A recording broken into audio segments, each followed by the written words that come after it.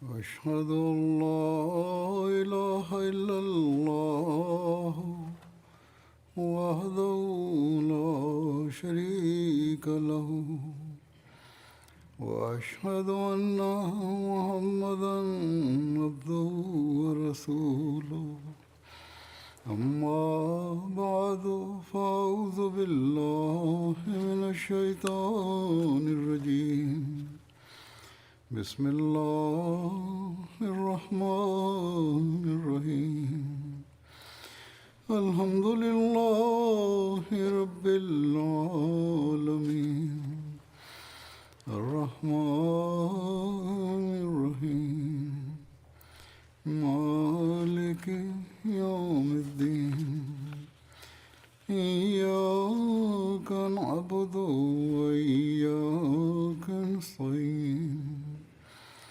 اهدنا الصراط المستقيم صراط الذين أنعمت عليهم غير المغضوب عليهم ولا الضالين إن الله يأمر بالعدل والإحسان وإيتاء ذي القربى وينهى عن الفحشاء والمنكر والبغي يعظكم لعلكم تذكرون. நிச்சயமாக அல்லாஹ் நீங்கள் நீதியுடன் நடந்து கொள்ளவும் அதிக நன்மை செய்யவும் உறவினர்கள் அல்லாதவர்களையும் உறவினர்கள் போன்று எண்ணி அவ்வாறே உதவி புரிவதற்கும் கட்டளையிடுகிறான். எல்லா வகையான வெட்கக்கேட்டிலிருந்தும் வெறுக்கத்தக்கவற்றிலிருந்தும் வரம்பு மீறுதல்களிலிருந்தும் அவன் தடுக்கிறான். நீங்கள் விளங்கிக் கொள்வதற்காக அவன் உங்களுக்கு அறிவுரை வழங்குகிறான். இந்த வசனம் ஒவ்வொரு ஜும்ஆவின் 2வது ஹுத்பாவிலும் இரு பெருநாள்களின் 2வது ஹுத்பாவிலும் ஓதப்படுகிறது. இதில் சில நன்மைகளை பற்றி கூறப்பட்டுள்ளது. அல்லாஹ் அவற்றை செய்வதற்கான கட்டளை பிறப்பித்துள்ளான். சில தீமைகளை பற்றி கூறப்பட்டுள்ளது. அல்லாஹ் அவற்றிலிருந்து தவிர்ந்திருக்குமாறு வழிகாட்டல் வழங்கியுள்ளான். தனது ஈமானை வலுப்படுத்துவதற்காக அல்லாஹ்வின் வழிகாட்டல்கள் படி அறிவுரைகள் படி அமல் செய்வதுதான் ஓர் உண்மையான நம்பிக்கையாளரின் அடையாளமாகும். இல்லையென்றால் ஒரு முஸ்லிமை உண்மையான நம்பிக்கையாளராக ஆக்கக்கூடிய அந்த தரம் கிடைப்பதில்லை. இந்த வசனத்தில் எந்த நன்மைகளை பற்றி கூறப்பட்டுள்ளதோ, அதாவது அத்ல் நீதியுடன் நடத்தல், இஹ்சான் அதிக நன்மை புரிதல் மற்றும் ஈதாயதில் குர்பா உறவினர்களுக்கு வழங்குவதை போன்று வழங்குதல் ஆகியவை தொடர்பாக நான் ஹஸ்ரத் வாக்களிக்கப்பட்ட மசீ அலைஹிஸ்ஸலாம் அவர்கள் தம்முடைய பல்வேறு நூல்களில் எழுதிய தம்முடைய பல்வேறு சபைகளில் எடுத்துரைத்த விஷயங்களை முன்வைப்பேன். ஒவ்வொரு வழிகாட்டலும் ஒரே மையப்புள்ளியைத்தான் சுற்றி வருகிறது. ஆனால் பல்வேறு விதத்தில் அறிவுரைகள் இருக்கின்றன. அவை நாம் நமது வாழ்வை அல்லாஹ்வின் கட்டளைக்கு ஏற்ப கழிப்பதன் பக்கம் நம்மை வழிநடத்துகின்றன. அன்னார் இந்த சிறப்புகளையும் நன்மைகளையும் மனிதர்களுடனான தொடர்புகள் பற்றி மட்டுமே எடுத்துரைக்கவில்லை. அதற்கும் மேற்பட்டு இறைவனோடு எவ்வாறு நீதியுடனும் அதிக நன்மை புரிந்தும் உறவினர்களுக்கு வழங்குவதை போன்று வழங்கும் தொடர்பையும் வைப்பது என்ற விஷயத்தையும் எடுத்து கூறியிருக்கிறார்கள். அன்னார் இதற்கு எந்த அளவு ஞானமிக்க வகையில் விரிவுரை வழங்கியுள்ளார்கள் என்றால், அதன் மூலமாக உண்மையான முறையில் இறைவனுடனான தொடர்பு கொள்வதற்கான இறை ஞானம் கிடைக்கிறது. அது ஈமான் மற்றும் நிச்சய உறுதியின் புதிய படித்தரங்கள் வரை ஒரு நம்பிக்கையாளரை கொண்டு செல்கிறது. எவ்வாறு இருப்பினும் இப்பொழுது நான் சில மேற்கோள்களை உங்கள் முன் வைப்பேன். அவற்றில் மனிதன் கவனம் செலுத்தினால், அவற்றை தனது வாழ்வின் அங்கமாக்குவதற்கு முயற்சி செய்தால், உண்மையில் நம்மை இறைவனோடும் இணைக்கக்கூடிய ஒருவர் மற்றவருக்கு செலுத்த வேண்டிய உரிமைகளை செலுத்துவதன் பக்கமும் கவனமூட்டுகின்ற ஒரு செயல் திட்டம் நமக்கு கிடைக்கிறது. இவ்வாறு அல்லாஹுக்கான உரிமைகளையும் அடியார்களுக்கான உரிமைகளையும் செலுத்தக்கூடிய அழகான ஒரு சமூகத்தை கட்டமைக்கிறது. இதுதான் ஒரு சமூகத்தின் அமைதிக்கும் உத்தரவாதமாகும், உலகத்தின் அமைதிக்கும் உத்தரவாதமாகும். ஆனால் உலகத்தின் பெரும்பான்மை ஒருவர் மற்றவருடைய உரிமைகளை பறிப்பதில் துணிச்சல் கொண்டுள்ளது என்பது வருத்தத்திற்குரிய விஷயமாகும். அது முஸ்லிம் உலகமாகட்டும், முஸ்லிம் அல்லாதவர்கள் உலகமாகட்டும். முஸ்லிம்கள் அல்லாஹ்வின் பெயர் எடுக்கிறார்கள் தான், ஆனால் அல்லாஹ்வின் பெயரில் அநீதி அக்கிரமத்தில் அதிகரித்தும் உள்ளார்கள். இந்நிலையில் அல்லாஹ்வின் கட்டளைகளை முன்னிறுத்தியவாறு தம்மையும் சீர்திருத்திக் கொண்டு உலகத்தையும் சீர்திருத்துவதற்கும் முயற்சி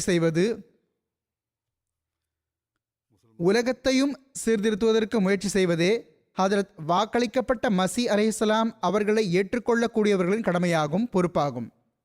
ஹசரத் வாக்களிக்கப்பட்ட மசி அலைஹிஸ்ஸலாம் அவர்கள் கூறுகிறார்கள், இறைவன் நீங்கள் அவனுடனும் அவனுடைய படைப்பினங்களுடனும் நீதியுடன் நடந்து கொள்ள வேண்டும் என்று கட்டளையிட்டுள்ளான். அதாவது அல்லாஹுக்கு செலுத்த வேண்டிய உரிமைகளையும் அடியார்களுக்கு செலுத்த வேண்டிய உரிமைகளையும் செலுத்துங்கள். உங்களால் அதற்கு மேற்பட்டு செய்ய முடிந்தால் நீதியுடன் நடந்து கொள்வது மட்டுமல்லாமல் அதிக நன்மை புரியுங்கள். அதாவது கடமையை விட அதிகமாகவும் நீங்கள் இறைவனை பார்க்கிறீர்கள் என்பது போன்றும் மிகவும் கலப்பற்ற தன்மையுடனும் இறைவனை வணங்குங்கள். முதலிலோ அடியார்களுக்கு செலுத்த வேண்டிய உரிமைகள் பற்றி கூறினான். பிறகு கூறுகிறான், இறைவனையும் நீங்கள் அவனை பார்ப்பது போன்று வணங்குங்கள். உரிமைகளையும் விட அதிகமாக மக்களுடன் நயமாக நடந்து கொள்ளுங்கள். அதற்கும் மேற்பட்டு செய்ய முடிந்தால் உள்நோக்கமும் குறிக்கோளும் இன்றி, சொந்த ஆசைகளுக்கு அப்பாற்பட்டு, தன்னலமின்றி, எந்த நோக்கமும் இல்லாமல் இறைவனை வணங்குங்கள். இறைவனை வணங்குங்கள், மேலும் அடியார்களுக்கு தொண்டாற்றுங்கள். அதாவது அல்லாஹ்வையும் தன்னலமின்றி வணங்குங்கள். எந்த நோக்கத்திற்காகவும் அல்லாஹுக்கு முன் செல்லாதீர்கள். அல்லாஹ்வின் படைப்பினங்களுக்கான தொண்டு இருக்கிறது, அதையும் ஒருவர் நெருங்கிய உறவின் உத்வேகத்தால் செய்யும் அளவுக்கு தன்னலமின்றி செய்யுங்கள். பிறகு இந்த வசனத்துக்கு ஏற்ப அல்லாஹுக்கான உரிமையை செலுத்துவதன் பால் கவனமூட்டியவாறு அன்னார் மேற்கொண்டு விளக்கமாக கூறியுள்ளார்கள். அடியார்களுக்கான உரிமையை எப்படி நிறைவேற்ற வேண்டும் என்பதையும் கூறியுள்ளார்கள். அன்னார் கூறுகிறார்கள், முதல் அம்சத்தில் இந்த வசனத்துக்கு பொருளாவது, நீங்கள் உங்களை படைத்தவனுடன் அவனுக்கு கட்டுப்படுவதில் நீதியான வழிமுறையை மேற்கொள்ளுங்கள்.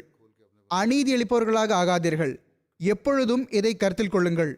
அல்லாஹுக்கு கட்டுப்படுவதில் எப்பொழுதும் நீதியான வழிமுறையை கையாளுங்கள். ஆக உண்மையில் அவனையன்றி வணக்கத்திற்குரியவர் எவரும் இல்லை. அன்பு செலுத்தப்படுவதற்கு தகுதியானவர் எவரும் இல்லை. நம்பி இருப்பதற்கு தகுதியானவர் எவரும் இல்லை. ஏனெனில் படைப்பாளனாக, நிலைத்திருக்க செய்பவனாக மற்றும் சிறப்பாக பரிபாலிக்கக்கூடியவனாக இருக்கின்ற வகையில் ஒவ்வொரு உரிமையும் அவனுக்கே உரித்தானது. அல்லாஹுடன் நீதியுடன் நடந்து கொள்வது என்பது என்ன? அல்லாஹுக்கு கட்டுப்பட்டு நடப்பதாகும்.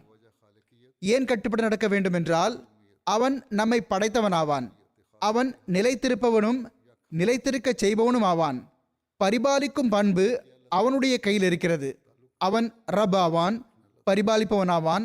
அவன் நம்முடைய ஒவ்வொரு தேவையையும் நிறைவேற்றுபவனாவான். எனவே அவனை நம்பி இருக்க வேண்டும், அவனை நேசிக்க வேண்டும். இந்த உரிமை அவனுக்கே உரித்தானது.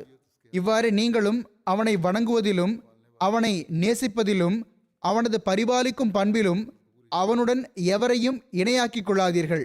இந்த அளவு நீங்கள் செய்துவிட்டால் இது நீதியாகும். அதை மேற்கொள்வது உங்கள் மீது கடமையாக இருந்தது. இது அல்லாஹின் விஷயத்தில் நீதியாகும். இதை செய்வது அவசியமாகும். பிறகு இதிலிருந்து முன்னேற விரும்பினீர்கள் என்றால், அதற்கு அடுத்த அடி எடுத்து வைக்க வேண்டும் என்றால், இஹ்சான், அதிக நன்மை செய்தல் என்னும் படித்திரம் உள்ளது. அது நீங்கள் அவனுடைய மகத்துவம், கம்பீரம் மற்றும் என்றும் அழியாத அவனது அழகை பார்த்து விட்டது போன்று அவனது மகத்துவத்தை ஏற்றுக்கொள்ளுங்கள் என்பதாகும். அந்த அளவு அவனுக்கு முன் உங்கள் இறை வணக்கங்களில் பண்பட்டவர்களாக ஆகிவிடுங்கள். அந்த அளவுக்கு அவன் மீதான அன்பில் உங்களை தொலைத்து விடுங்கள். அடுத்த அடி இஹ்சான், அதிக நன்மை செய்தல் ஆகும். அல்லாஹுக்கு மனிதன் அதிக நன்மை பயக்க முடியாது. ஆனால் இங்கு இதன் பொருள், நீங்கள் அவனுடைய மகத்துவத்தையும் கண்டுவிட்டது போன்று அவனுடைய கம்பீரத்தையும் பார்த்து விட்டது போன்று, அவனுடைய பண்புகளையும் படித்து விட்டது போன்று, என்றும் அழியாத அவனுடைய அழகையும் பார்த்து விட்டது போன்று, அவனை வணங்குவதிலும் அவனுக்கு கண்ணியமும் மரியாதையும் அளிப்பதிலும் அவனை நேசிப்பதிலும் அவன் மீதான அன்பிலும் மிக அதிகமாக உங்களை தொலைத்து விடுங்கள் என்பதாகும். பிறகு கூறுகிறார்கள், இதற்கு பிறகு ஈதாயிதில் குர்பா, உறவினர்களுக்கு கொடுப்பதை போன்று கொடுத்தல் எனும் படித்திரம் உள்ளது.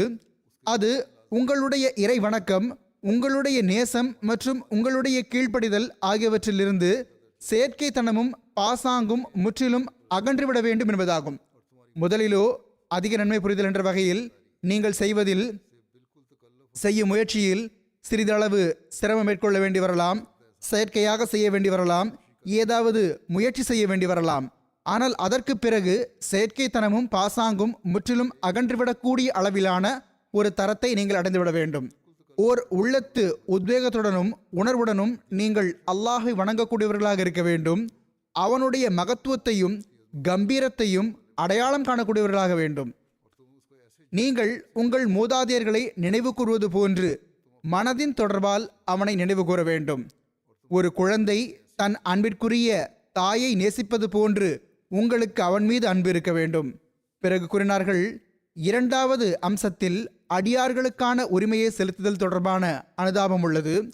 மனித குலத்தோடு தொடர்புடைய வகையில் இந்த வசனத்தின் பொருளாவது, உங்கள் சகோதரர்கள் மற்றும் மனித குலத்தோடு நீதியுடன் நடந்து கொள்ளுங்கள். உங்களுடைய உரிமைகளுக்கும் மேற்பட்டு அவர்களிடம் எதையும் வேண்டாதீர்கள். நீதியில் நிலைத்து நில்லுங்கள், நீதியை நிலைநாட்டுங்கள். உங்களுடைய உரிமை உள்ள அளவிற்கு நீங்கள் அவர்களிடம் தாராளமாக கேளுங்கள். ஆனால் நீதியில் நிலைநின்றவாறு கேளுங்கள். தவறான வகை கோரிக்கையாக அது இருக்கக்கூடாது.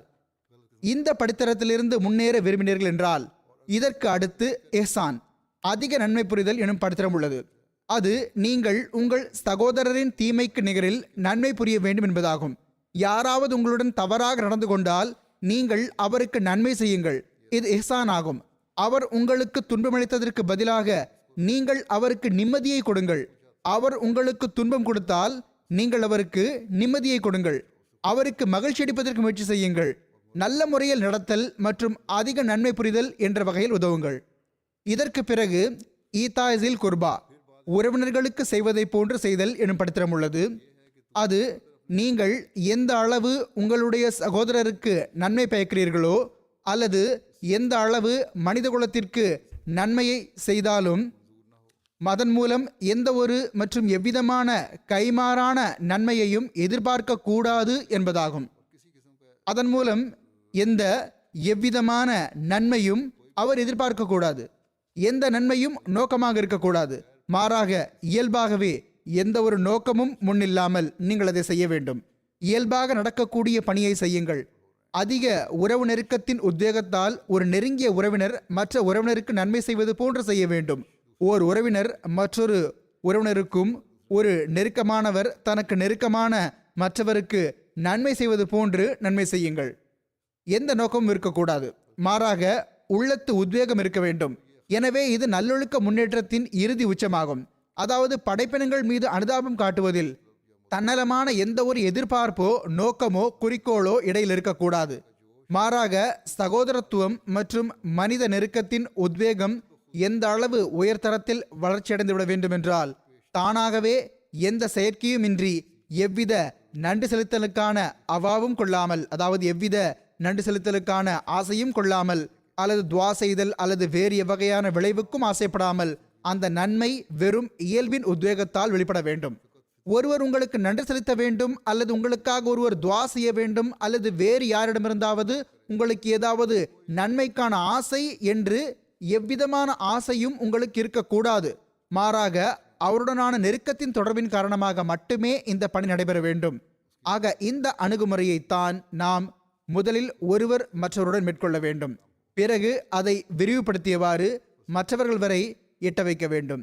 பிறகு அல்லாஹுக்கு செலுத்த வேண்டிய உரிமைகள் தொடர்பாக மேற்கொண்டு கூறுகிறார்கள். அல்லாஹுக்கான உரிமை என்ற கோணத்தில் இந்த வசனத்தின் பொருள் இதுவாகும்: நீதியை கடைபிடித்தவாறு இறைவனுக்கு கட்டுப்பட்டு நடப்பாயாக. ஏனென்றால் எவன் உன்னை படைத்தானோ, உன்னை பரிபாலித்தானோ, எல்லா நேரமும் பரிபாலித்து கொண்டே இருக்கின்றானோ அவனுக்கு நீ கட்டுப்படுவதும் அவனுக்கான உரிமையாகும். அல்லாஹ் உங்களை படைத்தான், பரிபாலித்துக் கொண்டும் இருக்கின்றான், உலகத்திற்கான ஏற்பாடுகளையும் செய்து தருகின்றான். எனவே நீங்கள் அவனுக்கு கட்டுப்படுவது அவனுக்கான உரிமையாகும். இதைவிட அதிகமாக உங்களுடைய அகப்பார்வை இருக்கிறது என்றால் பிறகு நீங்கள் உரிமையை நிறைவேற்றுவதற்காக மட்டுமல்லாமல் அதற்கும் மேற்பட்டு அதிக நன்மையை கடைபிடித்தவாறு அவனுக்கு கட்டுப்படுங்கள். முதலிலோ நீதி இருக்கிறது. அதாவது அவன் நம்மை படைத்தான், நம்முடைய தேவைகளை நிறைவேற்றுகிறான், எனவே நாம் அவனுக்கு கட்டுப்பட வேண்டும் என்பதை கருத்தில் கொள்ளுங்கள். இன்னும் சொல்வதாயின் அதைவிட அதிகமாக அல்லாஹ் உன்மீது புரிந்த பேரொருளுக்காக அவனுக்கு கட்டுப்பட நடப்பாயாக. ஏனென்றால் அவன் பேரொருள் புரிபவனாவான். அவனுடைய பேரொருள்கள் எண்ண முடியாத அளவுக்கு அதிகமாக இருக்கின்றன. அல்லாஹ் உங்கள் மீது புரிந்த பேரொருள்களை எண்ண ஆரம்பியுங்கள். பிறகு அவன் உங்கள் மீது புரிந்த பேரருள்களுக்கு கட்டுப்படுங்கள். இதுதான் இஹ்சான் என்பதன் தரமாகும். மேலும் கட்டுப்படும் பொழுது அதிக நன்மையும் கருத்தில் கொள்ளப்படும். அந்த தரமானது அத்ல், நீதி என்ற தரத்தை விட மேலான படித்தரமாகும் என்பது வெளிப்படையான விஷயம். ஏனெனில் மனிதன் எந்நேரமும் படிப்பதும் பார்ப்பதும் பேரொருள் புரிபவனின் தோற்றத்தையும் உயர்ந்த பண்புகளையும் எப்பொழுதும் கண்முன் கொண்டு வருகிறது. எனவே இறைவனை பார்க்கிறீர்கள் என்பது போன்று இறைவனுக்கும் செய்யும் விஷயம் இஹ்சான் என்பதற்கான இலக்கணத்தில் இருக்கிறது. எனவே அதிக நன்மை என்ற வகையில் இருக்கும் பொழுது அதிக நன்மை என்பது யாதெனில் முஹ்சின், அதாவது பேரருள் புரிந்தவனுக்கு அல்லாஹ்வுக்கு அதிக நன்மை செய்ய முடியாது. அல்லாஹ் புரிந்த பேரருள்களை நினைவு கூறுவது மனிதனை அதிக நன்மை செய்யக்கூடியவனாக ஆக்குகிறது. அல்லாஹ் புரிந்த பேரருள்களை நினைவு கூறுவதற்காக அன்னார் கூறுகிறார்கள், அதற்கான வழிமுறை என்னவென்றால், யாராவது உங்களுக்கு அதிக நன்மை செய்கிறார் என்றால் அவருடைய தோற்றமும் அவருடைய தனிச்சிறப்புகளும் உங்கள் முன்னால் வந்து விடுகின்றன. ஆக அவை முன்வந்து விடும் பொழுது பிறகு அவனுடன் உங்களுடைய உள்ள தொடர்பு ஒன்று உருவாகிவிடுகிறது. பிறகு அல்லாஹின் விஷயத்தில் இந்த தொடர்பு உருவாகும் போது பிறகு நீங்கள் களப்பற்றவர்களாக ஆகி அவனை வணங்குவீர்கள். நீங்கள் இறை வழிபாடு செய்யும் போது நீங்கள் இறைவனை பார்க்கிறீர்கள் என்ற சிந்தனை உங்களது உள்ளத்தில் உருவாகும் அளவுக்கு, உங்கள் மூளையில் உதிக்கும் அளவுக்கு அந்த இறை வழிபாடு இருக்கும். பிறகு கூறுகிறார்கள், இறைவனை வணங்குபவர்கள் உண்மையில் 3 வகைப்படுவார்கள். முதலாவது, திரையின் காரணமாகவும் காரணிகளை பார்ப்பதன் மூலமாகவும் இறைவனின் பேரருளை நன்றாக பார்க்காத மக்களாவார்கள். அவர்கள் மீது திரை இருக்கிறது அல்லது அவர்களுக்கு காரணிகள் மீது அதிக நம்பிக்கை இருக்கிறது. எனவே அல்லாஹ்வின் பேரருள்களை அவர்களால் சரியாக புரிய முடியாது, அறிய முடியாது. அந்த உத்வேகமும் அவர்களும் ஏற்படுவதில்லை. அறிய முடியாது என்பதனால் பேரருள்களின் மகத்துவத்தின் மீது பார்வையை செலுத்துவதனால் உருவாகின்ற அந்த உத்வேகமும் உருவாவதில்லை. பேரருள் புரிந்தவனின் மாபெரும் அருட்கொடைகளை எண்ணி பார்த்து இயங்கக்கூடிய அந்த அன்பு அவர்களிடம் உருவாவதில்லை. அல்லாஹை பற்றிய சரியான மனத்தோற்றமே உருவாகாத போது, அவனுடைய தோற்றமே முன்வராத போது, அவன் புரிந்துள்ள பேரருள்கள் பற்றிய சிந்தனையே உருவாகாத போது, உண்மையில் அல்லாஹ்வின் பரிபாலிக்கும் பண்பை பற்றி மனிதன் சிந்திக்காத போது பிறகு அந்த உத்வேகம் உருவாக முடியாது. அது பேரருள் புரிந்தவனின் மாபெரும் அருட்கொடைகளை எண்ணி பார்த்து அசைவில் வர ஆரம்பிக்கிறது. பிறகு பேரருள் புரிந்தவனின் மாபெரும் அருட்கொடைகளை எண்ணி பார்த்து உள்ளத்தில் உருவாகக்கூடிய அந்த மனநிலை உருவாகாது. மாறாக மேலோட்டமாக இறைவனின் படைக்கும் பண்புகள் முதலியவற்றை ஏற்றுக்கொள்கிறார்கள். அப்படிப்பட்ட மக்கள், ஆமாம் அல்லாஹ் படைப்பாளன்தான், அவன் நம்மை படைத்தான் தான் என்று அல்லாஹ்வின் படைக்கும் பண்பை ஒட்டுமொத்தமாக ஒரு மேலோட்டமாக ஏற்றுக்கொள்கின்றனர். ஆனால் அவர்களுக்கு அதன் ஆழத்தை பற்றிய ஞானம் இருப்பதில்லை. இறைவனின் பேரருள்கள் எவற்றின் மீது ஆழிய பார்வையை செலுத்துவது அந்த உண்மையான படைப்பாளனை கண்ணுக்கு முன் கொண்டு வந்து விடுகிறதோ அந்த விளக்கங்களை அவர்கள் ஒருபோதும் பார்ப்பதில்லை. அல்லாஹ் படைப்பாளனாக இருப்பதற்கான உரிமை நம்மிடம் என்ன எதிர்பார்க்கிறது என்பதை ஆழ்ந்து சிந்திப்பதில்லை, அதை ஆழமாக படிப்பதில்லை. ஏனென்றால் காரணிகளை வணங்குதல் என்னும் தூசுத்துகள் காரணிகளை ஏற்படுத்தும் உண்மையானவனின் தோற்றத்தை பார்ப்பதை விட்டும் தடுத்து விடுகிறது. அவர்கள் மீது உலக காரணிகள் எனும் மாசு படிந்துள்ளது, புழுதி படிந்துள்ளது. அதன் காரணமாக அவர்களுக்கு அல்லாஹ்வின் சரியான தோற்றம் தென்படுவதில்லை. எனவே எந்த பார்வை மூலமாக உண்மையான வழங்கக்கூடியவனின் அழகை பார்க்க முடியுமோ அந்த தூய பார்வை அவர்களுக்கு கிடைப்பதில்லை. வழங்கக்கூடியவனான, உண்மையாக வழங்கக்கூடியவனான அவனது அழகின் மீது பார்வையை செலுத்தவோ அவனை பார்க்கவோ அவர்களால் முடியாது. அவர்களுக்கு பார்வை கிடைப்பதே இல்லை. அவர்களின் குறைவான ஞானமானது காரணிகளை முன்னிறுத்துதல் என்ற களங்கமுடையதாக இருக்கிறது. அல்லாஹை பற்றி அவர்களுக்கு எந்த அளவு ஞானம் இருக்கிறதோ, ஓரளவு அறிந்திருக்கின்றனரோ, அதன் காரணமாக சில வேளை தொழுகின்றனர், சில வேளை தொழுவதில்லை. சில வேளை உரிமையை நிறைவேற்றுகின்றனர், சில வேளை நிறைவேற்றுவதில்லை. அதில் காரணிகள் எனும் மாசு கலந்திருக்கிறது. உலகப் பொருள்கள், உலக காரணிகள், உலக ஆசைகள் ஆகியவை கலந்து விடுகின்றன. எனவே அவற்றால் அல்லாஹ்வின் தோற்றத்தை சரிவர காட்ட முடியாது. அவர்களால் இறைவனின் பேரருள்களை சரியாக பார்க்க முடியாது என்பதனால் பேரருள்களை பார்க்கும்போது செலுத்த வேண்டி வருகின்ற அந்த கவனத்தை தாமும் அவன் பக்கம் செலுத்துவதில்லை. பேரருள் புரிந்தவனின் தோற்றம் கண்ணுக்கு முன் வந்து விடுவதற்கான அந்த முழுமையான கவனமே அவன் பக்கம் இல்லை. மாறாக அவர்களின் இறைஞானம் ஒரு மங்கலான பொருளை போன்றிருக்கிறது. இன்னும் சொல்வதாயின் முற்றிலும் மங்கி போயிருக்கிறது. அவர்களுக்கு சரியான முறையில் தெளிவாக அல்லாஹ்வின் முகம் தென்படுவதே இல்லை. காரணம், அவர்கள் சிறிது தமது உழைப்பின் மீது, தம்முடைய காரணிகள் மீதும் நம்பிக்கை வைக்கிறார்கள். சிறிது சிரமம் மேற்கொண்டு இறைவன் படைப்பாளனாக இருப்பதற்கான உரிமையும், உணவளிப்பவனாக இருப்பதற்கான உரிமையும் நம் தலை மீது கடமையாக உள்ளது என்பதையும் ஏற்கின்றனர். அவர்களுக்கு தெளிவாக தெரியவே இல்லை. சிறிது அளவு அவர்கள் நம்புவதாவது, ஆமாம், நாம் இந்த வேலையை செய்தோம், இது நமது அறிவாக இருந்தது, அதன் காரணமாக நம்முடைய இந்த பணிகள் நடந்துவிட்டன என்று அதன் மீது நம்பிக்கை இருக்கும். அத்துடன் மார்க்க சூழலில் இருப்பதனால் ஓரளவு அதற்கான தாக்கமும் இருக்கிறது. அல்லாஹ்வின் படைக்கும் பண்பு குறித்து, அல்லாஹ் நம்மை படைத்தான், அல்லாஹ் நமக்கு உணவளித்தான், நமக்காக நாம் வளர்வதற்கான ஏற்பாடுகளை செய்தான் ஆகிய விஷயங்களும் சிந்தனையில் இருக்கும். ஆக இரண்டும் கலந்த நிலைமை இருக்கிறது. இந்த கலவையான நிலையில் அவரால் உண்மையான முறையில் இறைவனின் தோற்றத்தை பார்க்க முடியாது. இறைவன் மனிதனுக்கு அவனுடைய புரிதலின் வட்டத்தை விட அதிகமாக சிரமம் அளிக்க மாட்டான். எனவே அவர்கள் இந்த நிலையில் இருக்கும் வரை அவனுடைய உரிமைகளுக்கான நன்றி செலுத்துவதை விரும்புகிறான். மேலும் இன்னல்லாஹ யஅமுரு பில் அத்ல் என்ற வசனத்தில் அத்ல், நீதி என்பது நீதியை கடைபிடித்தவாறு மேற்கொள்ளும் இந்த கட்டுப்படுதலையே குறிக்கிறது. பிறகு இங்கே அல்லாஹ்வின் ரஹ்மான் எனும் பண்பு உதவுகிறது. அவர்கள் எப்படிப்பட்ட மக்கள் என்றால், அவர்களால் முழுமையான முறையில் அல்லாஹ்வின் முகத்தை பார்க்கவும் முடியாது. அவர்களுடனும் அல்லாஹ் கருணுடன் நடந்து கொள்கிறான். அவர்களின் இந்த நிலையையும் ஏற்றுக்கொள்கிறான். அன்னார் கூறுகிறார்கள், ஆனால் இதற்கும் மேற்பட்டு மனிதனின் இன்னொரு தரம் இருக்கிறது. இதுவோ நீதியாகும். இது அடிப்படை விஷயமாகும். இது ஒரு முஸ்லிமின் குறைந்தபட்ச தரமாகும். ஆனால் இதற்கும் மேற்பட்டு மனிதனின் இறை ஞானத்தின் தரம் இருக்கிறது. அது என்னவென்றால், நாம் ஏற்கனவே கூறிவிட்டது போன்று மனிதனின் பார்வை காரணிகளை பார்ப்பதை விட்டு முற்றிலும் தூய்மையானதாகவும் பரிசுத்தமானதாகவும் ஆகி இறைவனின் கருணை மற்றும் பேரருளின் கையை பார்த்து விடுகிறது. வெறும் இந்த உலக காரணிகள் மீது நம்பிக்கை இருப்பதில்லை. மாறாக பிறகு பார்வை அல்லாஹ்வின் பேரருள்களை பார்த்து விடுகிறது. இவ்வாறு மனிதன் அடுத்த கட்டத்திற்கு செல்கின்றான். முழுமையாக அல்லாஹ்வையே சார்ந்திருக்கின்றான். அவனை பற்றி இறைஞானம் கிடைக்கிறது. இந்த படித்தரத்தில் மனிதன் காரணிகள் எனும் திரைகளிலிருந்து முற்றிலும் வெளியே வந்து விடுகின்றான். உலக பொருள்கள் மீது நம்பிக்கை இருப்பதில்லை. மாறாக முழு நம்பிக்கையும் அல்லாஹின் மீது இருக்கிறது. மேலும் இவ்வாறான சில பழமை பேச்சுகள், அதாவது உதாரணமாக, நான் நீர் பாய்ச்சியதனால் எனது வயல் வளர்ந்தது, அல்லது என்னுடைய கையாலேயே எனக்கு இந்த வெற்றி கிடைத்தது, அல்லது இன்னாருடைய கருணையால் இன்ன நோக்கம் நிறைவேறியது, இன்னார் செய்தி தெரிவித்ததால் நான் அழிவிலிருந்து தப்பித்துக் கொண்டேன் போன்ற இந்த அனைத்து விஷயங்களும் ஒன்றுமற்றதாகவும் பொய்யானதாகவும் தெரிய வருகின்றன. தனது எந்த ஒரு சிறப்பையோ அல்லது முயற்சியையோ மனிதன் சார்ந்தும் இருப்பதில்லை. வேறு எவருடைய உதவியையோ சிறப்பையோ சார்ந்தும் இருப்பதில்லை. அனைத்தும் சாதாரணமானவையாக ஆகிவிடுகின்றன. ஒரே ஒருவன், ஒரே ஆற்றல், ஒரே பேரருள் புரிபவன் மற்றும் ஒரே கை தென்படுகிறது. அப்பொழுது மனிதன் காரணிகளை இணையாக வைத்தல் எனும் தூசுத்துகள் ஓர் அணுவளவும் இல்லாத ஒரு தூய பார்வையால் இறைவனின் பேரருள்களை பார்க்கிறான். இவ்வாறு அல்லாஹ் தென்பட ஆரம்பித்து விடும் பொழுது பிறகு மனிதன் அல்லாஹ்வின் பேரருள்களை பார்க்கிறான். மேலும் இந்த பார்வை எந்த அளவு தூய்மையானதாகவும் உறுதி வாய்ந்ததாகவும் இருக்கிறது என்றால், அவன் அத்தகைய பேரருள் புரிபவனை வணங்கும் போது அவனை மறைவானவனாக கருதுவதில்லை. மாறாக நிச்சயமாக அவனை தன்முன் இருப்பவனாக நினைத்தவனை வணங்குகிறான். பிறகு மனிதன் இபாதத் செய்தாலும் சரி, தொழுதாலும் சரி, பிறகு அல்லாஹ் தன்முன் இருப்பதாக கருதுகிறான். இந்த இபாதத்துக்குத்தான் திருக்குர்ஆனில் இஹ்சான் என்று பெயராகும்.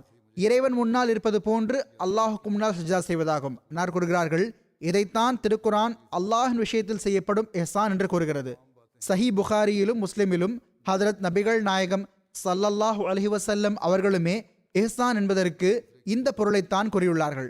பிறகு இங்கே விஷயம் முடிந்துவிடவில்லை. மாறாக மேற்கொண்டு கூறுகிறார்கள், இந்த படித்தரத்திற்கு பிறகு இன்னொரு படித்தரம் இருக்கிறது. அதற்கு ஈத்தாய்தில் குர்பா, உறவினர்களுக்கு கொடுப்பதைப் போல கொடுத்தல் என்று பெயர். அதனுடைய விளக்கம் என்னவென்றால், மனிதன் ஒரு நீண்ட காலம் வரை இறைவனின் பேரொருள்களை காரணிகளின் கலப்படமின்றி பார்த்து வரும் பொழுது, அதாவது அல்லாஹுடைய பேரொருள்களை உலக காரணிகள் எதுவுமின்றி பார்த்து வரும்போது, எதையும் இணையாக்காமல் பார்த்து வரும்போது, அல்லாஹின் மீது மட்டுமே முழுமையான நம்பிக்கை இருக்கும் பொழுது, அவனை முன்னால் இருப்பவனாகவும் நேரடியாக பேரொருள் புரிபவனாகவும் புரிந்து அவனை வணங்கி வரும்போது, இந்த மனத்தோற்றம் மற்றும் சிந்தனையின் இறுதி விளைவாக அவனுக்கு இறைவன் மீது ஒரு சொந்த அன்பு உருவாகிவிடும். பிறகு அல்லாஹுடன் ஒரு சொந்த அன்பு உருவாகிவிடும். அவனுக்கு எந்த ஒரு உள்நோக்கமும் இருக்காது. எனக்கு தேவை என்று எந்த ஒரு விஷயத்தையும் கேட்க வேண்டி இருக்காது. மாறாக ஒரு சொந்த அன்பு உருவாக்கிவிடும். ஏனென்றால் தொடர்ச்சியாக அதிக நன்மைகளை நிரந்தரமாக பார்த்து வருதல், தேவையின் போது நன்றி கடன்பட்டவரின் உள்ளத்தில் சிறிது சிறிதாக எந்த நபர் அதிக நன்மை செய்திருப்பாரோ அந்த நபர் மீதான சொந்த அன்பால் நிறைந்துவிடக்கூடிய தாக்கத்தை ஏற்படுத்துகிறது. தொடர்ச்சியான பேரருள்களுக்கான உணர்வு, அதை பார்வையிடுவது, அதாவது அல்லாஹ் எவ்வாறு பேரருள் புரிகிறான் என்று அதை பார்த்து கொண்டிருப்பது, அதற்கான புரிதலும் அதை பற்றிய இறை ஞானமும் உருவாகிவிடுதல். பிறகு என்னாகிறது? அதன் மூலம் அல்லாஹுடன் ஒரு தனிப்பட்ட அன்பு உருவாகிவிடுகிறது. ஏனென்றால் இவ்வாறான தொடர்பு இருந்தால் ஒரு தனிப்பட்ட அன்பால் உள்ளம் நிறைந்து விடுகிறது என்பது அடிப்படை விஷயமாகும். அவனுடைய எல்லையற்ற பேரருள்கள் அந்த மனிதனை சூழ்ந்து கொண்டன. எனவே இந்த நிலையில் அவன் வெறும் பேரருள்களை கண்முன் நிறுத்தி மட்டுமே அவனை வணங்குவதில்லை. அதற்கும் மேற்பட்டு அவன் மீதான தனிப்பட்ட நேசம் மனிதனின் உள்ளத்தில் பதிந்து விடுகிறது. முதலில் வேண்டுவதற்காக இபாதத் செய்தல், பிறகு அல்லாஹ்வையே அனைத்துமாக கருதி அவனை வணங்குவது, புரிந்து கொள்வது ஏசான் என்ற வடிவில் ஆகிவிட்டது. பிறகு அதைவிட அதிகம் முன்னேறி விடுவது, அதாவது எதையும் கேட்பதற்காக இபாதத் செய்வதில்லை. மாறாக ஒரு குழந்தைக்கு தன் தாயுடன் இருக்கும் சொந்த அன்பை போன்று அல்லாஹுடனான சொந்த அன்பின் காரணமாக அவர் அல்லாஹை நினைவு கூறுவார். அதன் காரணமாக அவர் அல்லாஹை வணங்குகிறார். எனவே இந்த படித்தரத்தில் அவர் இபாதத் செய்யும் போது இறைவனை பார்ப்பது மட்டுமல்ல, அதற்கு மேற்பட்டு பார்த்துவிட்டு உண்மையான நேசர்களை போன்று இன்பமடையவும் செய்கின்றார். தன்னலமான நோக்கங்கள் அனைத்தும் இல்லாமலாகி அவருக்குள் சொந்த அன்பு உருவாகிவிடுகிறது. இந்த தரத்தை தான் இறைவன் ஈதாயதில் குர்பா, உறவினர்களுக்கு கொடுப்பதை போன்று கொடுத்தல் என்று கூறியிருக்கிறான். இதையே இறைவன் இந்த வசனத்தில் சுட்டிக்காட்டியுள்ளான். ஃபஸ்குருல்லாஹ கஸிக்ரிக்கும் ஆபாஅக்கும் அவ் அஷத்த ஸிக்ரா. எனவே நீங்கள் அல்லாஹை உங்களுடைய மூதாதையர்களை நினைவு கூறுவது போன்று, இன்னும் சொல்ல போனால் அதையும் விட அதிகமாக நினைவு கூறுங்கள். எனவே இதுதான் அல்லாஹுடன் களப்பற்ற அன்பு இருப்பதற்கான தரமாகும். பிறகு அன்னார் கூறுகிறார்கள், சுருக்கமாக இன்னல்லாஹ யஅமுரு பில் அத்லி வல் இஹ்சானி வ ஈதாஇ ஸில் குர்பா என்ற வசனத்தின் விளக்கம் இதுவாகும். இதில் இறைவன் மனிதனின் இறை ஞானத்திற்கான 3 படித்தரங்கள் எடுத்து கூறிவிட்டான். 3வது படித்தரத்தை சொந்த அன்பு எனும் படித்தரமாக கூறிவிட்டான். இந்த படித்தரத்தில்தான் மனதின் நோக்கங்கள் அனைத்தும் இருந்து விடுகின்றன. ஒரு கண்ணாடி குடுவை நறுமண திரவியத்தால் நிறைந்திருப்பது போன்று, அதாவது வாசனை திரவியத்தின் குடுவையை போன்று உள்ளம் அன்பால் நிறைந்து விடுகிறது. இந்த தரத்தை பற்றியே இந்த வசனத்தில் கூறப்பட்டுள்ளது.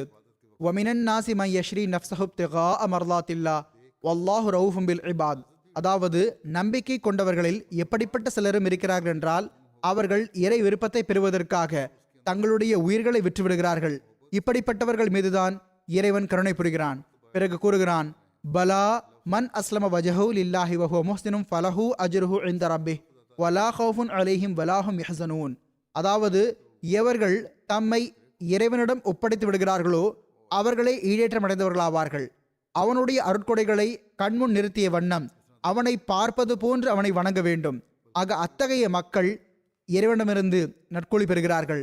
அவர்களுக்கு எந்த அச்சமும் இல்லை, அவர்கள் எந்த வேதனையும் அடைவதில்லை. அதாவது இறைவன் மற்றும் இறைவனுடைய அன்பு அவர்களின் குறிக்கோளாக ஆகிவிடுகிறது. இறைவனிடம் உள்ள அருட்கொடைகள் அவர்களின் வெகுமதியாக ஆகிவிடுகிறது.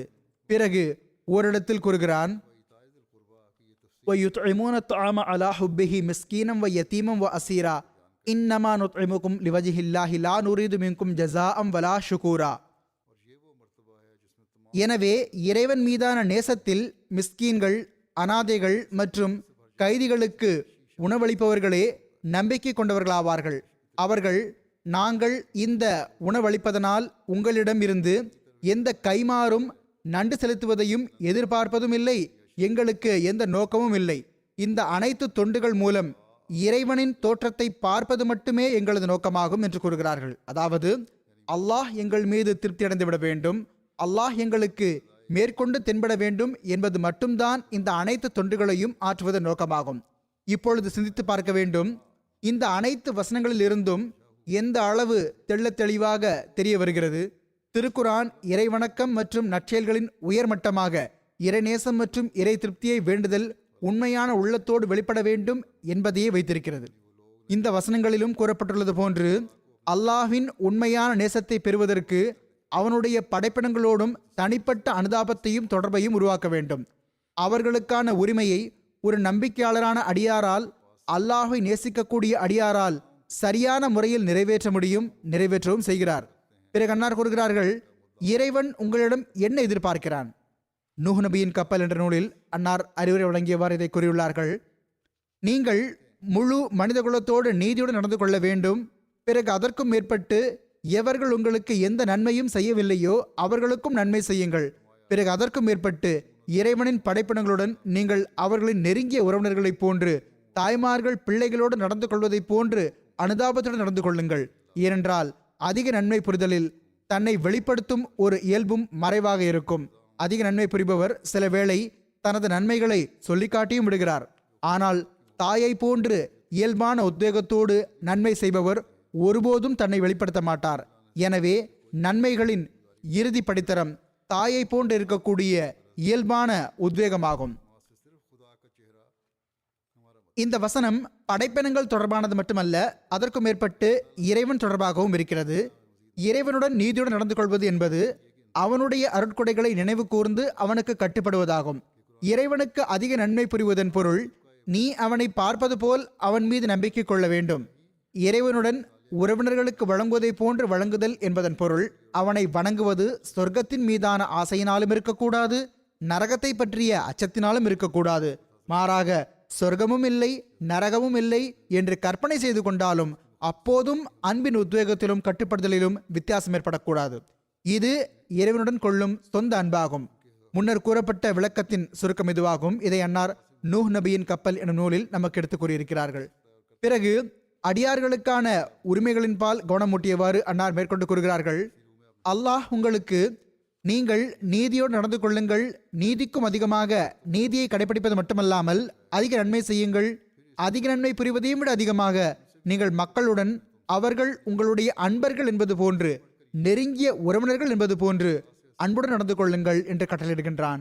இப்பொழுது சிந்தித்து பார்க்க வேண்டும், 3 படித்தரங்கள் தான் இருக்கின்றன.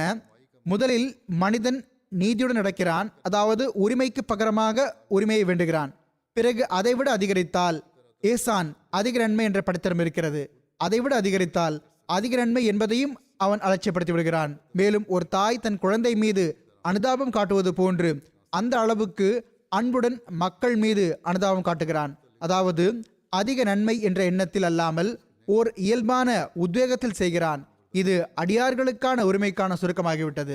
பிறகு இதுவோ முதலில் சில இடங்களில் அன்னார் மக்களுக்கு, அந்நிய மக்களுக்கு இஸ்லாத்தின் சிறப்புகள் யாவை என்பதை கூறினார்கள். பிறகு ஜமாத்துக்கு செய்த அறிவுரைகளையும் அன்னார் பல்வேறு சந்தர்ப்பங்களில் செய்துள்ளார்கள். ஒரு சந்தர்ப்பத்தில் அறிவுரை வழங்கியவாறு அன்னார் கூறினார்கள், படைப்பினங்களுடன் நீங்கள் அவர்களின் நெருங்கிய உறவினர்கள் என்பது போன்று பழகுங்கள். இந்த படித்தரம் எல்லாவற்றையும் விட மேலானது. ஏனென்றால் அதிக நன்மை புரிதலில் தன்னை வெளிப்படுத்திக் கொள்ளுதல் என்ற ஓர் இயல்பும் இருக்கிறது. எவராவது தனக்கு செய்யப்பட்ட அதிக நன்மையை மறந்துவிட்டால் பிறகு நன்மை புரிந்தவர் உடனடியாக நான் உனக்கு இன்ன பெரும் நன்மைகளை செய்திருக்கிறேன் என்று கூறிவிடுகிறார். ஆனால் தாய்க்கு குழந்தையிடம் இருக்கக்கூடிய இயல்பான அன்பில் தன்னை வெளிப்படுத்துதல் எதுவும் இருக்காது. யாருக்காவது அதிக நன்மை புரிந்திருந்தால் சில வேளை அதை சொல்லி காட்டி விடுகின்றீர்கள். ஆனால் தாய் ஒருபோதும் பிள்ளைக்கு சொல்லி காட்டுவதில்லை. இன்னும் சொல்வதாயின், ஓர் அரசர் தாய்க்கு நீ இந்த குழந்தையை கொன்றுவிட்டாலும் உன்னிடம் எந்த கேள்வியும் கேட்கப்பட மாட்டாது என்று கட்டளையிட்டாலும் அவள் ஒருபோதும் இந்த விஷயத்தை கேட்பதை பொறுத்து கொள்ள மாட்டாள். மேலும் அந்த அரசனை பழித்துரைப்பாள்.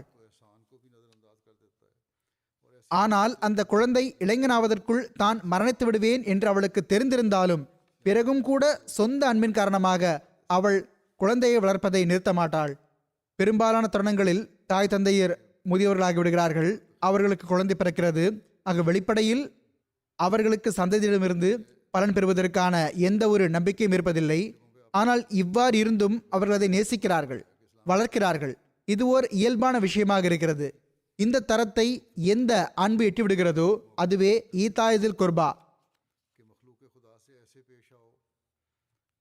உறவினர்களுக்கு செய்வதை போன்று செய்தல் என்பதில் குறிப்பிடப்பட்டுள்ளது. படித்தரங்களுக்கான ஆசையும் இல்லாமல், இழிவுக்கான அச்சமும் இல்லாமல் இது போன்ற அன்பு இறைவனுடன் இருக்க வேண்டும்.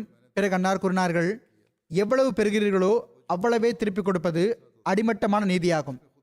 எவ்வளவு பெறுகிறீர்களோ அவ்வளவே திருப்பிக் கொடுப்பது நீதியாகும். அதாவது இது நியாயத்திற்கான குறைந்தபட்ச படித்தரமாகும். இதைவிட முன்னேறும் பொழுது ஏசான் எனும் படித்தரம் இருக்கிறது. எவ்வளவு பெறுகிறீர்களோ அதையும் கொடுங்கள், அதற்கு மேற்பட்டும் கொடுங்கள். பிறகு இதற்கும் மேற்பட்டு ஈதாயதில் குர்பா, உறவினர்களுக்கு கொடுப்பதை போன்று கொடுத்தல் என்ற படித்தரம் இருக்கிறது.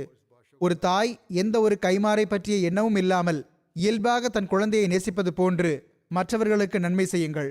இறையடியார்கள் முன்னேற்றம் அடைந்து இப்படிப்பட்ட அன்பை பெற முடியும் என்பது திருக்குர்ஆனிலிருந்து நமக்கு தெரிய வருகிறது. நீங்கள் விரும்பினால் முன்னேற்றமடைந்து அல்லாஹுடனும் இப்படிப்பட்ட அன்பு கிடைத்து விடுகிறது. மனிதனின் அறிவுத்திறன் சிறியதல்ல. இறையருளால் இந்த விஷயங்கள் கிடைத்து விடுகின்றன. இன்னும் கூறுவதாயின் இவை பரந்த நல்லொழுக்கங்களுக்கு அவசியமானவையாகும். அன்னார் கூறுகிறார்கள், இறையடியார்கள் தாயின் அன்பிற்கான அனுமானமான அளவையும் விட அதிகமாக மனிதர்களை நேசிக்கிறார்கள் என்பதை நான் நம்புகிறேன். அடியார்களுக்கான உரிமையை செலுத்துவதற்காக தாய்மார்களையும் விட அதிகமாக மனிதர்களுடன் அன்பு செலுத்தப்படுகிறது. பிறகு அன்னார் கூறுகிறார்கள், அதிகமாக கட்டளையிடக்கூடிய ஆன்மாவின் சூழலில் இருக்கும் இரையச்சமுடையவரின் நிலைதான் நீதி நிலையாகும். இந்த நிலையை சீர்திருத்துவதற்காக நீதியை கடைபிடிப்பதற்கான கட்டளை உள்ளது. தீமைகளிலிருந்து வெளியே வருவது மற்றும் தவறான சிந்தனைகளிலிருந்து வெளியே வருவது ஆகிய இதுவும் நீதி நிலையாகும். அதில் மனதை எதிர்க்க வேண்டி வருகிறது. பாவங்களிலிருந்து தப்பிப்பதற்காக மனதை எதிர்ப்பதும் நீதியின் ஒரு வகையாகும். உதாரணமாக, ஒருவரின் கடனை செலுத்த வேண்டியிருக்கிறது, ஆனால் எப்படியாவது அதை நான் அமுக்கிவிட வேண்டும் என்று மனம் விரும்புகிறது என்றால், தற்செயலாக அதற்கான கால அளவும் கடந்து விடுகிறது என்றால், இந்த சூழ்நிலையில் ஆன்மா இன்னும் அதிகம் துணிந்து விடுகிறது. இப்பொழுது சட்ட ரீதியாகவும் எந்த ஒரு பிடிப்பும் இருக்க முடியாது என்று அச்சமற்றதாகிவிடும். ஆனால் இது சரியல்ல. ஒருவரின் கட்டாயமாக செலுத்த வேண்டிய கடனை செலுத்துவதுதான் நீதியின் எதிர்பார்ப்பாகும். கட்டாய கடனை திருப்பி கொடுக்க வேண்டும். எந்த ஒரு சாக்குப்போக்கோ காரணமோ கூறி அதை அமுக்கக்கூடாது. சிலர் கடனை அமுக்குதல், குறித்த நேரத்தில் செலுத்தாமல் இருத்தல் என்று உள்ளார்கள். இன்னும் சொல்வதென்றால், முற்றிலும் எந்த நிலையில் சென்று விடுகிறார் என்றால், தெளிவான சான்று ஏதும் இல்லை என்றால் முழுமையாக மறுத்து விடுகிறார்கள். இவ்வாறு இருப்பினும் அல்லாஹ் அவர்களின் ஒவ்வொரு அமலையும் பார்க்கிறான் என்பதை அவர்கள் அறிய வேண்டும். இரண்டாவது, இடைச்சல்களாக இதையும் குறிப்பிடுகிறேன். சிலவேளை கொடுக்கல் வாங்கலின் சண்டைகள் எதனால் ஆரம்பிக்கின்றன என்றால், மக்கள் பிறர் மீது தேவையில்லாத நம்பிக்கை நம்புகின்றனர். ஆனால் எப்போது கொடுக்கல் வாங்கல் விவகாரம் வந்தாலும் நீங்கள் அதை எழுதி கொள்ளுங்கள், எழுத்து வடிவில் கொண்டு வாருங்கள் என்று அல்லாஹ் கட்டளையிட்டுள்ளான். இவர் எனக்கு நெருங்கிய உறவினராவார், நெருங்கிய நண்பராவார், எனவே நான் எழுதவில்லை என்று இருக்கக்கூடாது. இதன் மூலமாகவே சண்டைகள் ஆரம்பிக்கின்றன. இதன் மூலமாகவே பிறகு அதிகமாக கட்டளையிடக்கூடிய ஆன்மா மனிதனை தவறான செயல்களை தூண்டுவதற்கு முயற்சி செய்கிறது. இவ்வாறு இருப்பினும் அவற்றிலிருந்து தப்பித்து நீதியோடு செயல்படுவது ஒரு நம்பிக்கை கொண்டவரின் பணியாகும். அன்னார் கூறுகிறார்கள், நான் வருத்தத்தோடு கூற வேண்டி வருகிறது, சில மக்கள் இந்த விஷயங்களை பொருட்படுத்துவதில்லை. நமது ஜமாத்திலும் தமது கடன்களை செலுத்துவதில் மிக குறைவாகவே கவனம் செலுத்தும் இத்தகைய மக்கள் இருக்கிறார்கள்.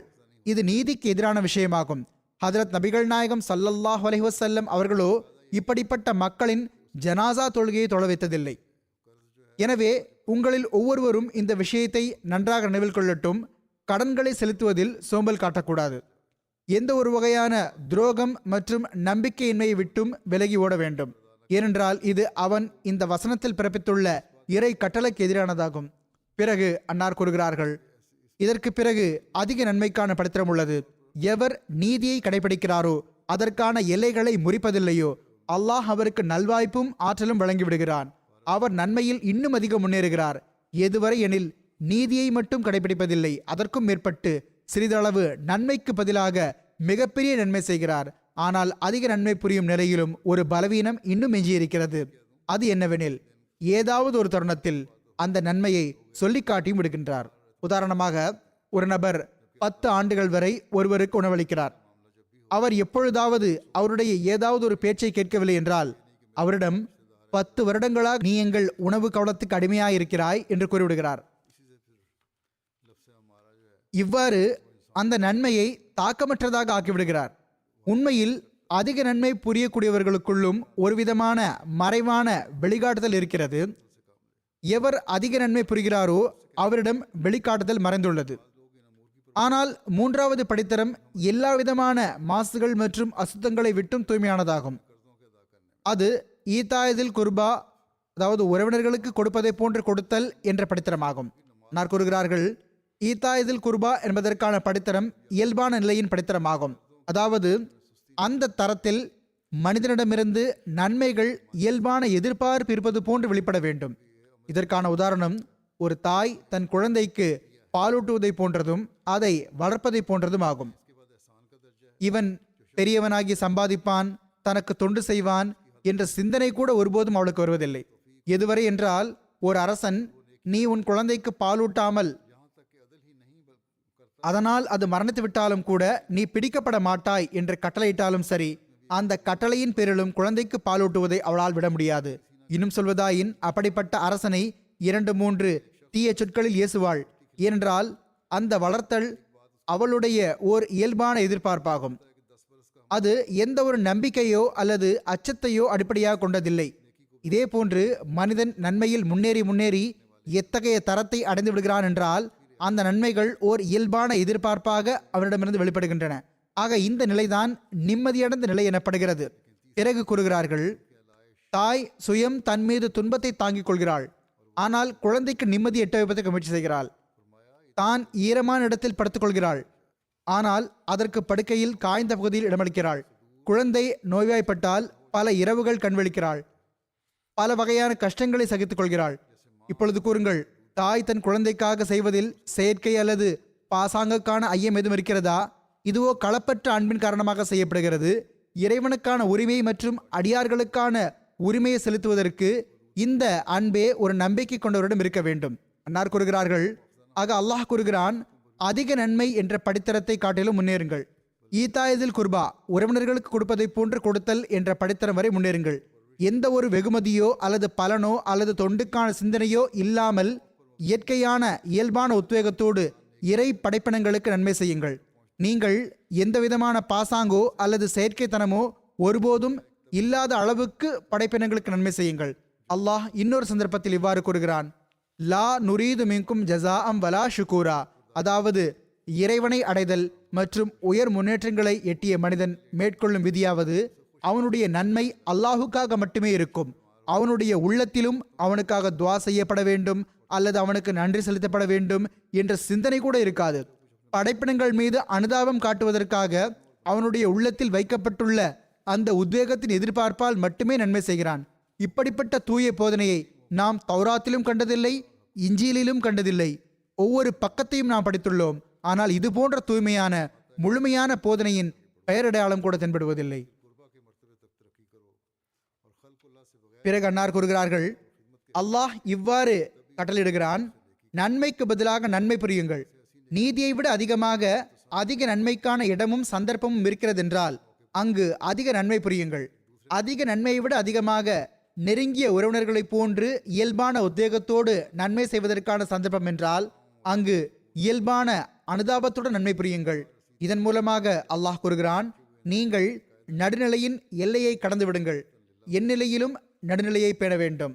அல்லது அதிக நன்மை தொடர்பாக எதிரான நிலை உங்களிடமிருந்து வெளிப்பட்டால், எதை அறிவு நிராகரித்து விடுகிறதோ அந்த நிலை, அதாவது நீங்கள் பொருத்தமற்ற இடத்தில் அதிக நன்மை புரிவது அல்லது சரியான இடத்தில் அதிக நன்மை புரியாமல் இருப்பது கூடாது. அறிவின் எதிர்பார்ப்பு மற்றும் நீதியின் எதிர்பார்ப்பையும் முன்னிறுத்த வேண்டும். அதாவது பொருத்தமற்ற இடத்திலும் அதிக நன்மை கூடாது. எங்கு அதிக நன்மை புரிய வேண்டிய தேவை இருக்கிறதோ அங்கு அதிக நன்மை புரியாமல் மறுப்பதும் இருக்கக்கூடாது. எவ்வாறு இருப்பினும் அறிவு என்ன எதிர்பார்க்கிறது, எதில் பலன் இருக்கிறது என்பதை கண்டிப்பாக பார்க்க வேண்டும். அல்லது நீங்கள் பொருத்தமான இடத்தில் ஈதாயதில் குர்பா, உறவினர்களுக்கு கொடுப்பதை போன்று கொடுத்தல் என்ற பண்பில் ஏதாவது குறை வைக்கக்கூடாது. அளவுக்கு அதிகமாக கருணை மழை பொழிய வேண்டும். இந்த கண்ணியத்திற்குரிய வசனத்தில் நன்மையை பெறுவதற்கான 3 படித்தரங்கள் எடுத்துரைக்கப்பட்டுள்ளன. எனவே எங்கு இந்த நன்மைகள் செய்வதற்கான கட்டளை இருக்கிறதோ அங்கு அறிவு, நடுநிலை மற்றும் நல்ல நோக்கங்களை பெறுவதற்கும் அறிவுறுத்தப்பட்டுள்ளது. மேலும் உங்களுடைய இந்த எல்லா நன்மைகளும் பலனை எட்ட வைப்பதற்காக இருக்க வேண்டுமே அன்றி சமூகத்தில் சீர்கேட்டை ஏற்படுத்துவதற்காக இருக்கக்கூடாது. என்பது கட்டளையாகும். தாய் குழந்தையை அதிகமாக நேசித்தாலும் ஒருபோதும் அது கேட்கும் பொழுது அதன் கையில் நெருப்பு கங்கை வைக்க மாட்டாள். எனவே நன்மை மற்றும் நன்மையை நாடுவதே அசல் நோக்கமாகும். அதற்காக இந்த 3 நன்மைகளையும் செய்ய வேண்டும். அன்னார் கூறுகிறார்கள், முதல் படித்தரம் நன்மைக்கு பகரமாக நன்மை செய்வதாகும். இதுவோ குறைந்த படித்தரமாகும். தனக்கு நன்மை செய்த ஒருவருக்கு நன்மை செய்து கொண்டிருப்பது எனும் இந்த நல்லொழுக்கத்தை அடிமட்டத்தில் இருக்கும் சாதாரண மனிதனாலும் பெற முடியும். எந்த ஒழுக்கமான மனிதரும் இந்த நன்மையை செய்கிறார். இது அடிப்படை விஷயமாகும்.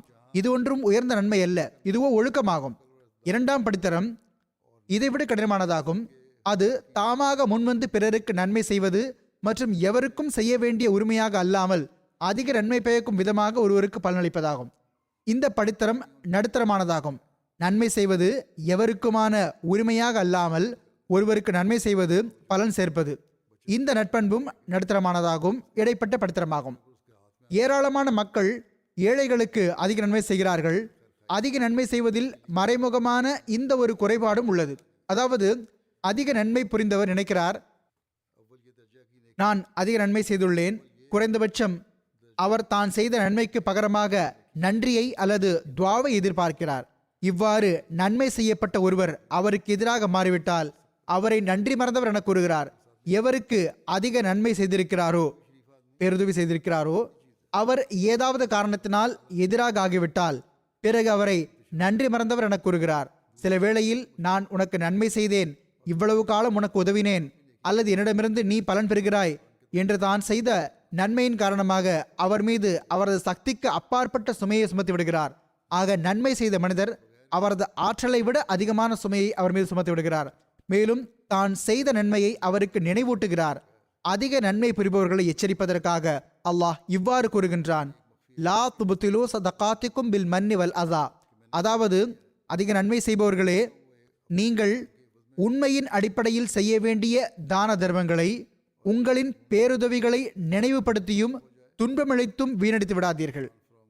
இப்படிப்பட்ட பேருதவிகள் உங்களுக்கு எந்த பலனும் அளிக்காது என்று இத்தகைய மக்களுக்கு அல்லாஹ் எச்சரிக்கை விடுத்துள்ளான். நீங்கள் தான தர்மங்களை செய்கிறீர்கள் என்றால் உண்மையின் அடிப்படையில் செய்ய வேண்டும். செய்த நன்மையை நினைவுபடுத்த வேண்டும் என்றால் பிறகு உங்களின் நன்மைகள் அனைத்தும் வீணாகிவிட்டன. அதாவது சதகா தான தர்மங்கள் என்ற சொல் சிதுக் உண்மை என்ற சொல்லிலிருந்து வெளிப்பட்டதாகும். எனவே உள்ளத்தில் உண்மையும் களப்பற்ற தன்மையும் இல்லை என்றால் அந்த சதகா சதகாவாக இருப்பதில்லை, மாறாக அது வெளிக்காட்டும் செயலாக ஆகிவிடுகிறது. சுருக்கமாக அதிக நன்மை செய்பவர்களிடம் இந்த ஒரு குறைபாடும் இருக்கிறது. சில நேரத்தில் கோபத்திற்குள்ளாகி தனது நன்மையையும் நினைவூட்டி விடுகின்றார். இதன் காரணமாகவே இறைவன் அதிக நன்மை செய்கின்றவர்களை எச்சரித்துள்ளான். நன்மையை பெறுவதற்குரிய 3ஆம் நிலையாக இறைவன் இதை கூறியிருக்கிறான். அதாவது அதிக நன்மை செய்கிறோம் என்ற எண்ணம் அறவே இருக்கக்கூடாது.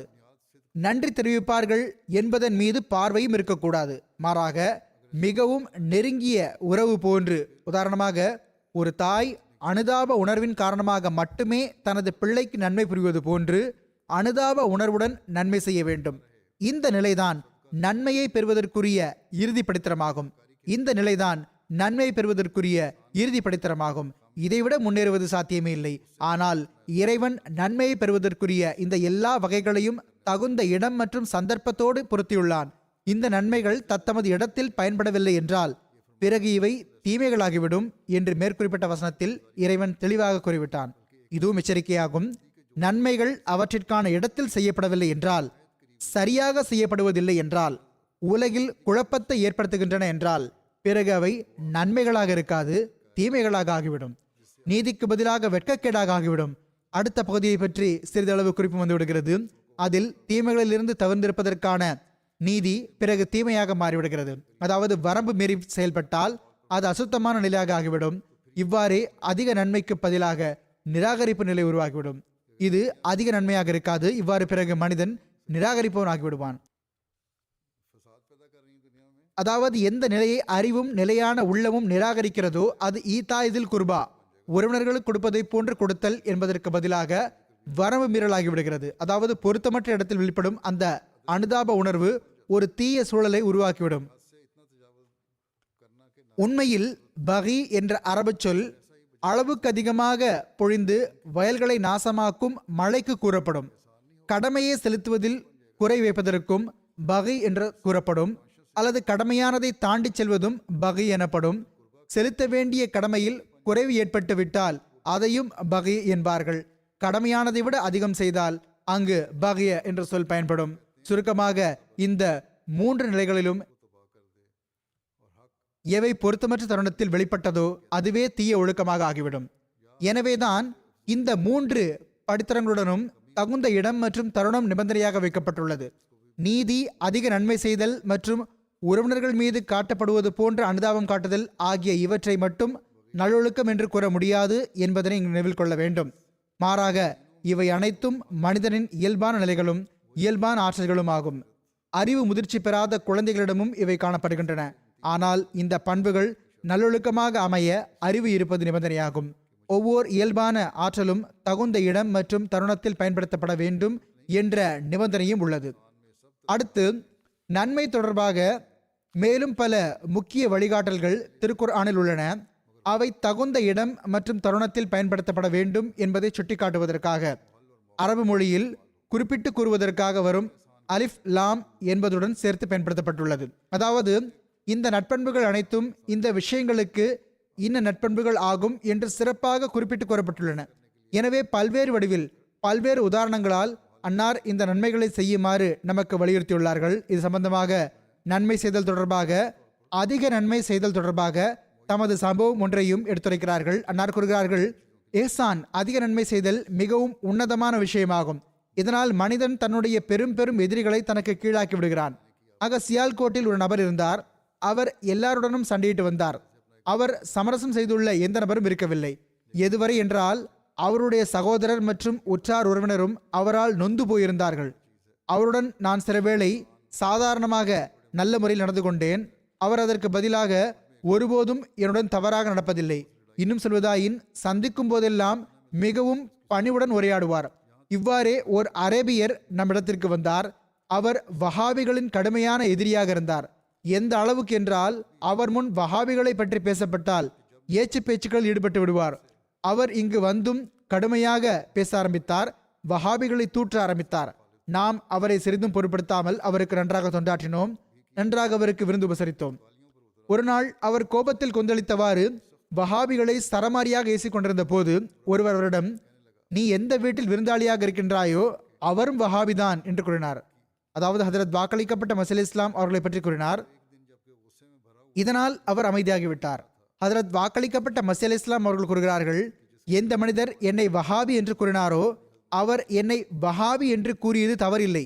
ஏனென்றால் திருக்குர்ஆனுக்கு பிறகு சரியான ஹதீஸ்களின்படி செயல்படுவதையே நான் அவசியமாக கருதுகிறேன். எவ்வாறு இருப்பினும் சில நாள்களுக்கு பிறகு அந்த மனிதர் சென்று விட்டார். அதற்கு பிறகு ஒருமுறை லாகூரில் சந்தித்தோம். வஹாபிகளின் முகத்தை பார்க்க கூட அவர் தயாராக இல்லைதான். ஆனால் அவருக்கு நல்ல உபசரிப்பு செய்திருந்ததால் அவருடைய அந்த உணர்ச்சி, ஆவேசம் அனைத்தும் அடங்கிவிட்டது. அவர் மிகவும் பரிவுடனும் அன்புடனும் என்னை சந்தித்தார். ஆக மிகவும் வற்புறுத்தி என்னை உடன் அழைத்துச் சென்றார். அவர் இமாமாக நியமிக்கப்பட்டிருந்த சிறிய பள்ளிவாசலில் என்னை அமர வைத்து விட்டார். பணியாளர்களைப் போன்று அவரே எனக்கு விசிற ஆரம்பித்தார். கொஞ்சம் தேநீர் ஏதும் அறிந்துவிட்டு செல்லுங்கள் என்று மிகவும் உபசரித்தார். ஆக அதிக நன்மை எந்த அளவுக்கு உள்ளங்களை மாற்றிவிடுகிறது என்று பாருங்கள். பிறகு அன்னார் கூறுகிறார்கள், நல்லொழுக்கங்கள் 2 வகைப்படும். ஒன்று இன்றைய காலத்து புதிய கல்வி பயின்றவர்கள் செய்கிறார்கள். அதாவது சந்திப்புகளின் போது பசப்புரை மற்றும் மனதில் இருப்பதை வெளிப்படுத்தாமல் நடந்து கொள்கிறார்கள். பசப்புகிறார்கள், ஆமாம் போடுகிறார்கள்.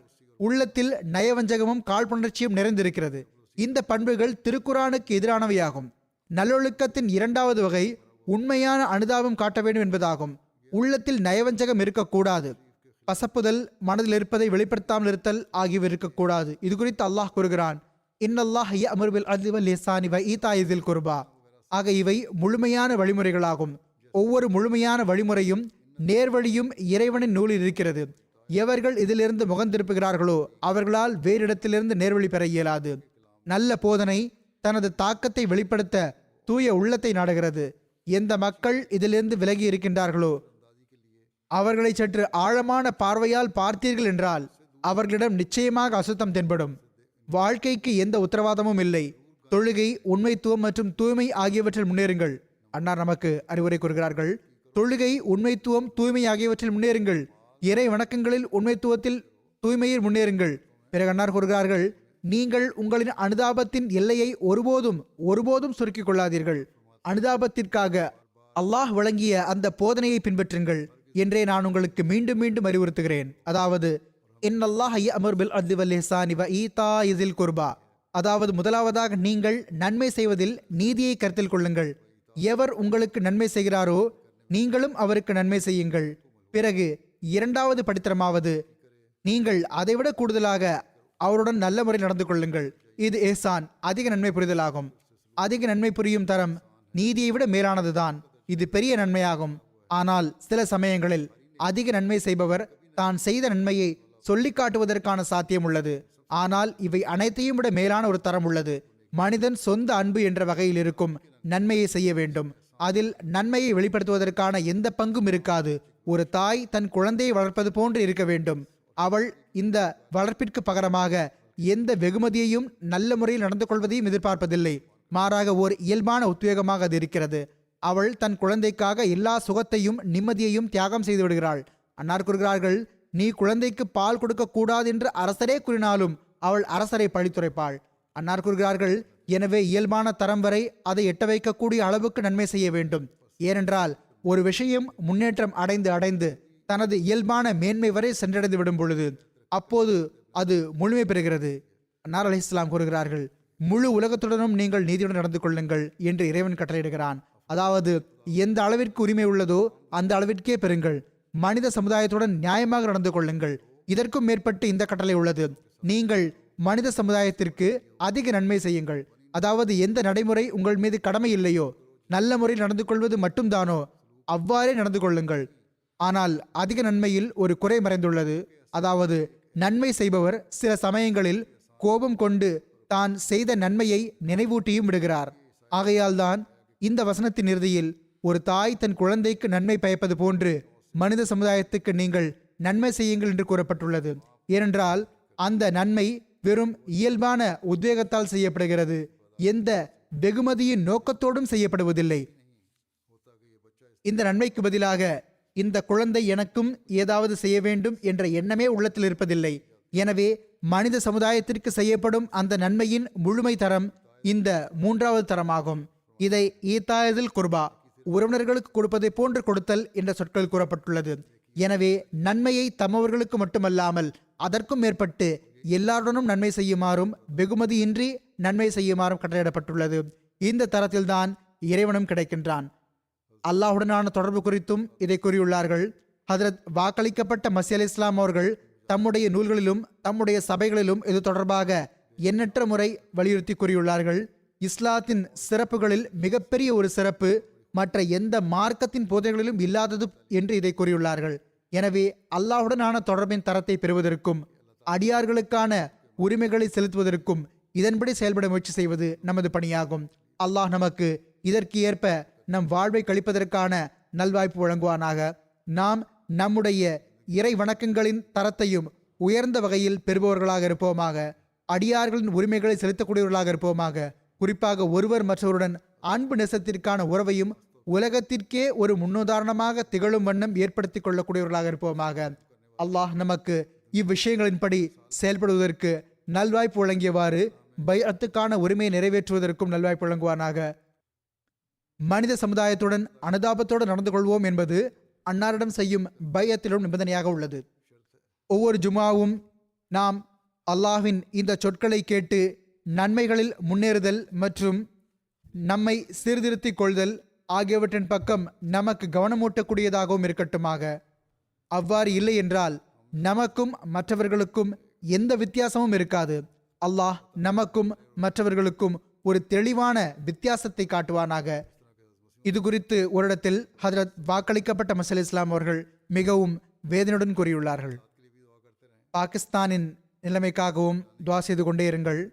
நாமோ நன்மைகளை பரப்புவதற்காக நமது பணியை செய்து கொண்டே இருக்க வேண்டும். ஷைத்தானிய இயல்பை கொண்ட மக்கள் அவர்களுடைய பணியான அநியாயத்தை செய்து கொண்டுதான் இருப்பார்கள்.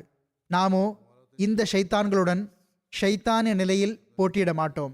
நாமோ அல்லாஹ்வின் கட்டளையின்படி செயல்படுபவர்களாக இருக்க வேண்டும். அல்லாஹ் நமது ஈமானை பாதுகாக்க வேண்டும் என்றும் நமது ஈமான் ஒருபோதும் அசையக்கூடாது என்றும் எப்போதும் துஆ செய்யுங்கள். நமக்கு அல்லாஹுடன் ஈதாயிதில் குர்பா, அதாவது உறவினர்களுக்கு கொடுப்பதை போன்று கொடுத்தல் எனும் தொடர்பு உருவாகட்டுமாக. பிறகு நாம் அல்லாஹ்வின் அருள்களின் காட்சியையும் முன்பை விட அதிகமாக காண்போம் இன்ஷா அல்லாஹ். அல்லாஹ்வின் பார்வையில் எதிரிகளாகவும் அல்லாஹ்வின் பார்வையில் சீர்திருத்தத்திற்கு தகுதியற்றவர்களாகவும் இருப்பவர்களை அவன் தானே அழிப்பானாக. இந்த நிலை உருவாகும் போது, அல்லாஹுடன் நமது தொடர்பு இருக்கும்போது, பிறகு எதிரிகளின் அழிவின் காட்சியையும் நாம் காண்போம் இன்ஷா அல்லாஹ்.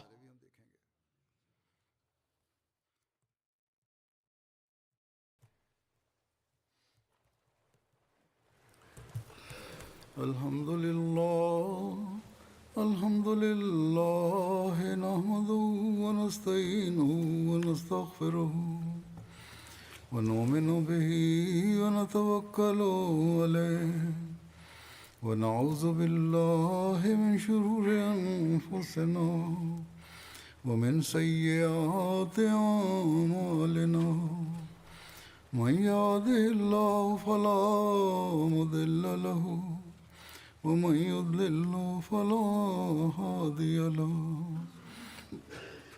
ونشهد أن لا إله إلا الله ونشهد أن محمدا عبده ورسوله عباد الله رحمكم الله إن الله يأمر بالعدل والإحسان وإيتاء ذي القربى وينهى عن الفحشاء والمنكر والبغي يعظكم لعلكم تذكرون اذكروا الله يذكركم وادعوه يستجب لكم ولذكر الله أكبر.